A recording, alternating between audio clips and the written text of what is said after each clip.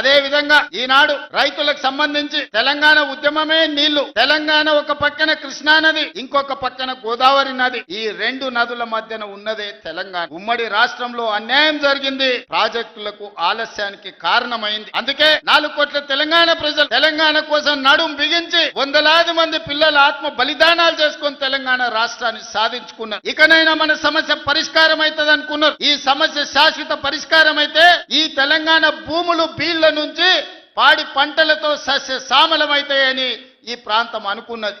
10 సంవత్సరాలు 2 సార్లు కేసీఆర్ గారికి అవకాశం. 10 ఏళ్లలో ఏ ప్రాజెక్టు పూర్తి చేయలే, ఏ ఎకరాకు నీళ్లు ఇవ్వలే. కృష్ణానది మీద కట్టిన ప్రాజెక్టులు ఆనాడు మొదలు పెట్టిన భీమా కావచ్చు, నెట్టంపాడు కావచ్చు, కోయిల్ సాగర్ కావచ్చు, కల్వకుర్తి కావచ్చు, SLBC కావచ్చు, డిండి కావచ్చు, నేను కొట్లాడి సాధించిన మక్తల్, నారాయణపేట్, కొడంగల్ ఎత్తిపోతల పథకం జీవో నెంబర్ 69 కావచ్చు. 10 ఏళ్లు మనకు అన్యాయం చేసిర్రు, మన పాలమూరుని ఎండబెట్టిన. కానీ 2009 నాడు వలస వచ్చి పాలమూరులో ఊరు లేనోడు, పార్లమెంటులో నోరు తెరవనోడు తెలంగాణ రాష్ట్రం వస్తే మన బతుకులు బాగుపడతాయి, కొడంగల్లో ప్రతి ఎకరాకు నీళ్లు వస్తాయని మనందరం కష్టపడి ఎంపీగా గెలిపించి ఆయన ఎంపీ అయ్యిండు. తెలంగాణ రాష్ట్రం వచ్చి తెలంగాణకు ముఖ్యమంత్రి అయ్యిండు. గాని మన కొడంగల్ రానియలే, ఏ ప్రాజెక్టు పూర్తి చేయలే. పాలమూరు రంగారెడ్డి ఎత్తిపోతలు అట్లనే ఉండిపోయింది, కల్వకుర్తి అట్లే ఉండిపోయింది. భీమా, నెట్టంపాడు, తుమ్మిళ్ళ, RDS ఏ ప్రాజెక్ట్ అయినా తీసుకోండి, SLBC